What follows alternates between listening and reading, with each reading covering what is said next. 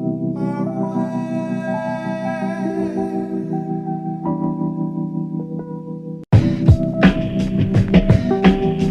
everybody, it's Muzzy here and welcome to another video. Today I'll be talking about how next-gen consoles will affect PC gaming and why I think they're a good thing on the PC side of things as well as the console side of things. But before that, the gameplay in the background will probably be some Mass Effect 3, and the music is by Robi. If you enjoy it, make sure to click the SoundCloud link in the description. So as everybody knows, the new consoles are coming out this November. And they seem alright. They don't seem like anything special, but they're all you have at the moment until Steam comes out with their stuff and Apple comes out with whatever they're going to make because they like to make all the money. There'll be other stuff, but at the moment these are what we have, the PS4 and the Xbox One. And for the past many years, the consoles have been limiting the growth of the PC side of gaming because the performance on the console is nowhere near as good as performance on the PC, because for the past, I'd say like 6 years, like a few years after the consoles came out, they were already lagging behind, but they were lagging behind significantly.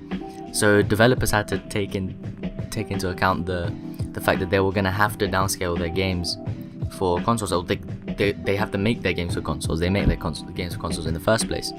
So the PC will just get a really bad port, and we've seen that a lot over the past few years. Like even now, the Teenage Mutant Ninja Turtles port was really bad. Games that should be like Mass Effect 3 doesn't have that great a port.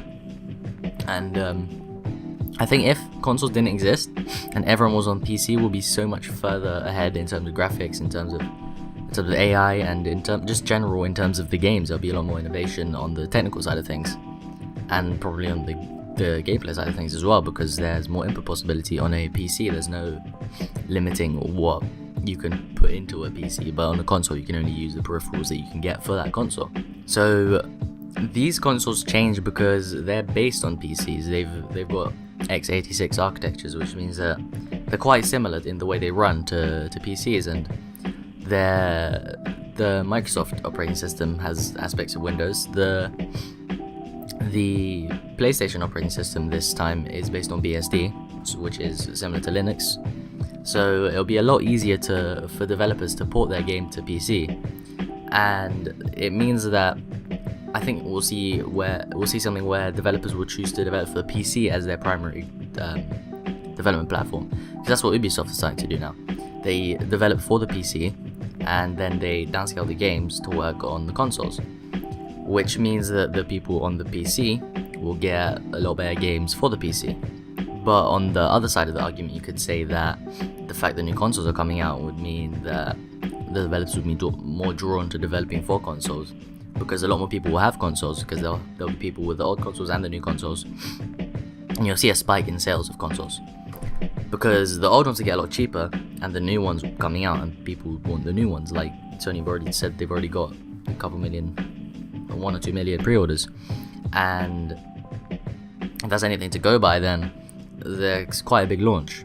So there'll be a lot of console players, which could mean that developers are more drawn to consoles. But as I said, it's a lot easier for them now to develop for a PC and then transfer that game to the console, because before they'll develop for the Xbox because that was like the biggest selling and it was the easiest to program for. Another thing which I think is really good about the next gen consoles is that they're based on APUs, so it could mean that developers will be more used to developing for APUs, which means that the price of entry for PC gaming would drop, because APUs are a lot cheaper than graphics cards and processor combinations. So more people will be able to play PC games, which means that there'll be more people to play PC games, which means that if there are more people, there'll be more people developing for PC, which means we'll get better games on the PC.